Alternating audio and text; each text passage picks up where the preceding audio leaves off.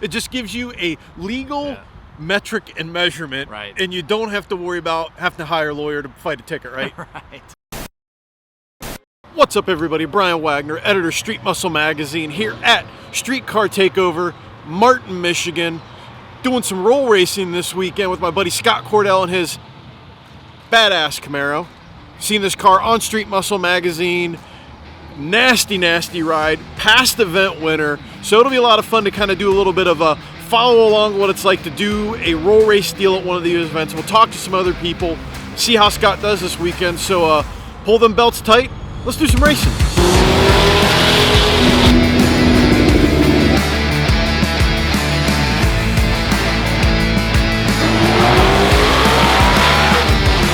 Enlighten our viewers what roll racing is at Street Car Takeover. Well, basically, roll racing is exactly what it sounds like. We do rolling starts. Basically, the cars will start all the way as furthest back as they can go, and they actually start at 40 miles per hour at the tree, and they race all the way through the quarter-mile marker, and it's the first one to the finish line that wins, not the highest mile per hour. It's an actual race, and guys love it. You know, we get a lot of younger guys out here. We get a lot of guys that don't want to break their rear ends and all kinds of other stuff, so we get some exotics. We get a lot of Corvettes and stuff like that. It's really cool to watch. Yeah, it's cool. You know, as we walk down the track here, it's kind of wild to think about how quick and fast these cars accelerate. And like you said, it gives people an opportunity to do something where, you know, they want to go fast, they want to do it safe and legally, and dig racing just isn't going to do what their vehicle wants, right?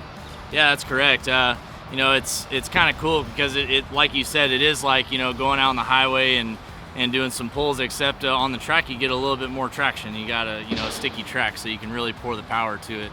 And we get a lot of drag racers that are joining in on the fun too, because there is some payouts. Yeah, and it's cool to come to these events because, you know, my buddy Scott that I'm here with, you know, you always see some wild stuff in this roll racing class. Yeah. You know, it's cool as hell. Yeah. And you partake in this yourself as well, right? Yeah, oh yeah, I love doing the roll racing. I mean, my car's set up more for drag racing, but it's fun to get out here and do some roll racing. I mean, anytime you can go out and floor your car and not worry about getting pulled over is great.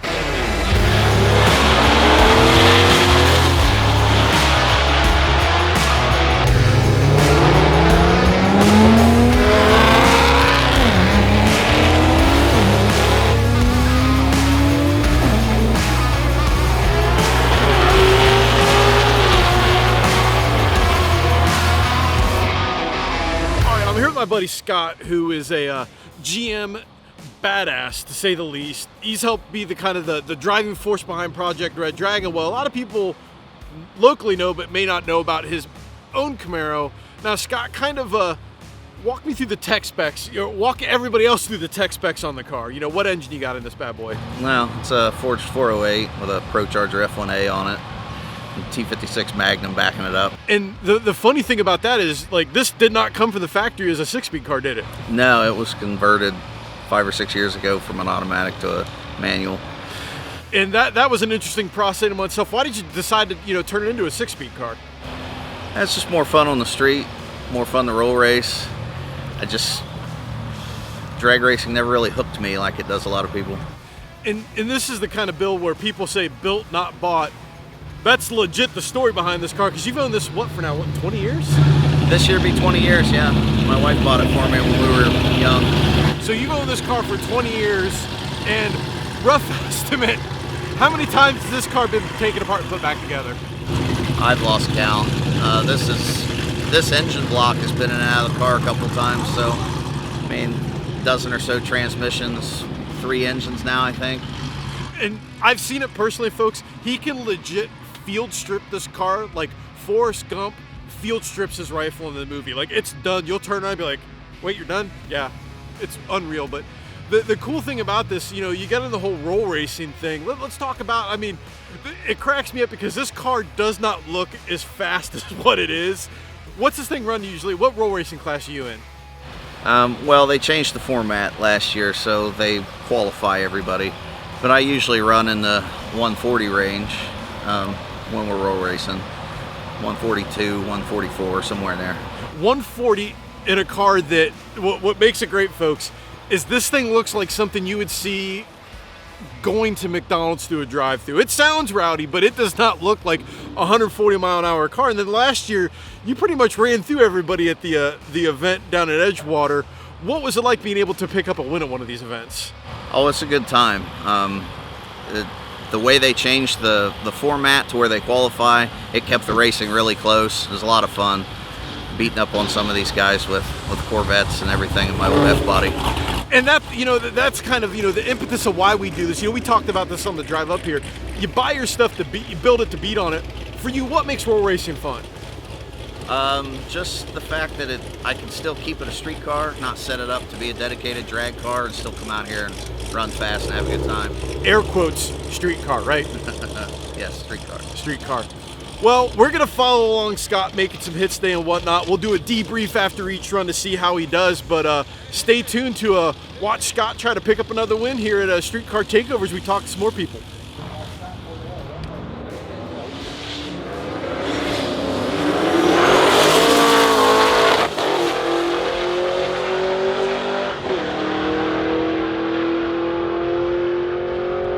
Well, Scott made his first rip, and as you can tell from the video, the car sounds extremely angry. Scott, what'd you end up running?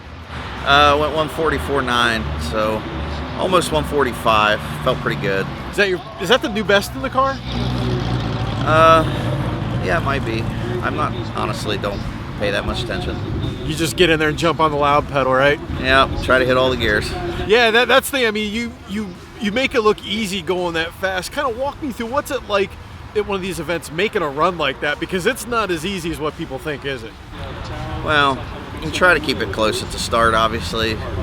Not overly difficult. And then it's just a matter of hitting the gears without missing something, screwing it up. So you're just kind of in the zone. What's that feeling like, going 144 ripping gears? That's got to be a visceral experience. It's definitely quick. It doesn't really become reality until you're hitting the brakes and realize how long it takes to stop the old car. Yeah, that's the worst feeling when you're running out of real estate and time, right? Yeah. See, I've only been 140 from a dig, and I could say that's wild, but I could imagine 145 from a roll trying to stop. Yeah, full weight street car is a little different to get woed down from that speed. Getting real close to needing to put a parachute on the thing. Yeah, exactly. That's what I was about to say, too. It's full weight, like full interior street car is a lot different than a race car. Now, you've got that whiz-bang neat Haltech in the car. Are you making any adjustments, or are we just going to go up and make another rip? Well, like a genius, I forgot to clear out all the old data logs, so I need to set it up so I can look at this next run, but she's working pretty good, so I'm not too concerned. You're not the tweaky type. You're like, hey, it's going A to B, it's got oil pressure, leave it alone, right? Yep. All right, well, there we have it. We'll see what Scott makes on his next run.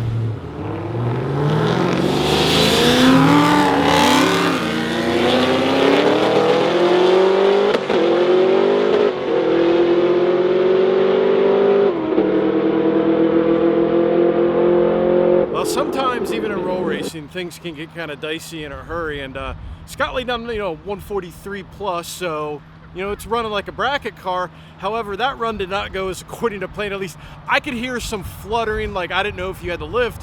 What happened actually in the car? Basically, I just grabbed second gear too hard, snapped the tires loose a little bit, little feather on the gas, and chucked it in the third and kept rolling. Yeah, and that's with roll racing, that can be the death note of a run. But I mean, you did a great job recovering because it still went 143. But it's you've had, let's say this, you've learned from experience, right? Because here before things got pretty gnarly on, what was it, a 2-3 shift before? Yeah, it's when you're trying to lay that kind of power down on a 17-inch wheel, it's easy to snap the tires loose. Yeah, and this car makes what, almost 1,000? It makes 950 the way it sits without any nitrous on it. So you gotta kind of roll into it for a split second before you just mat it in between gears.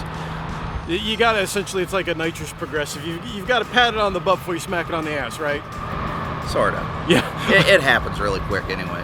Yeah, I don't think people realize how quick this is actually like happening. This isn't like the Fast and the Furious. We got a 13-speed transmission. You got 5 rips to do this right, and you got to hit them on point, right? Correct. Actually, I start off rolling in second, so I grab third and fourth and than the quarter miles over. And push it out in a hurry. Yeah, and it's rolling out for sure. So we'll see where the index lies with where they put you. But I mean, at least you can hang your hat on the fact the car's consistent, right? Yep, car's doing what it's supposed to. It's just the loose nut behind the wheel has got to get his act together, right? Pretty much.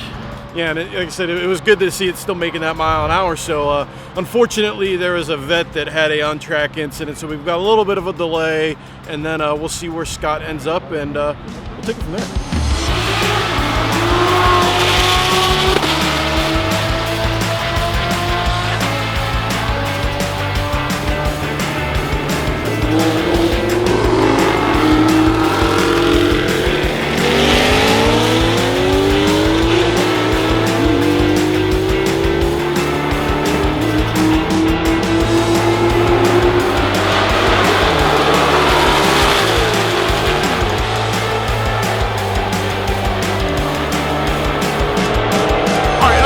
Amanda at Street Car Takeover, and she has a badass red Camaro doing some roll racing. Now, Amanda, what made you want to go roll racing? Well, it's basically like street racing, so that's essentially why I want to do it. Legal way, right? I was talking to Justin about that. Yeah, of course. It's a way you can legally street race and not have to deal with cops and kind of the danger of it, right? Yeah. Now, tell me about your car a little bit, because this looks like a pretty gnarly ride. Yeah, it's basically a stock Camaro. No, I was gonna say, are we saying Houston stock, Dallas stock? Like, what kind of stock? What we got here? Well, I don't know. You don't tell. Oh, so we're going that route. I like it. The whole grudge racer, like, is there a dollar amount to pop the hood, or is it just we don't even talk about it, right? Oh, we can pop the hood. What class do you roll race in here? Which one do you fall into? Because they have the mild, medium, and spicy kind of deal. Yeah. So 150 class. 150 class. Yep. What's it like making a rip in a car like this going 150? It's one of those visceral feelings. It's hard to explain that you just kind of get hooked on. Yeah, absolutely. You kind of get your adrenaline going. You get really excited about it. I think, for me, when I, dig race my own car, it's the acceleration behind it. I can't imagine what it's like doing it from a roll to 150. That's got to be pretty wild. Oh, yeah. Now, if you usually compete at a lot of these events, or your first time at Street Car Takeover? This is my second time. Oh, okay, so at least... First time in this car. At Venom last year, and this is Carnage. Oh, so we're a Spider-Man fan, I see. Nice. Yeah. Well, thanks for showing your car. I'm going to grab some B-roll of it, and good luck this weekend. Thank you.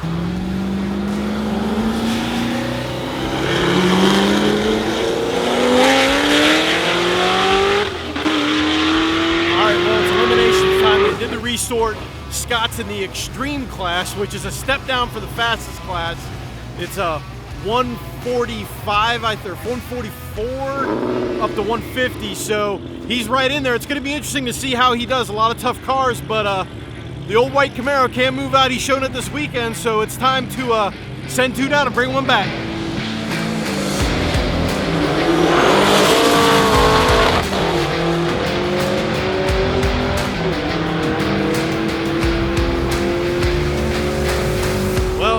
Sometimes you're the bear, sometimes you're the rabbit. Unfortunately, Scott, you were the rabbit there, but you went 146. That's gotta feel pretty nice. Yeah, the car did what it was supposed to. The way the class fell out wasn't exactly. I didn't have the advantage, so gave it best it had, and that's what it was. Yeah, that's exactly the way it is. But yeah, on the nice side, you don't have to worry about breaking out. But I mean, running against the brand of the guy you ran against, that's a tough car. That's a very tough car. It was a very good running car, well put together. And I mean, you gave him everything he wanted, a whole lot more. If you'd have made a little bit of a mistake, you'd have been there. But Yeah. 146, that's gotta sound nice, right? That's best it's done. Is a validation, right?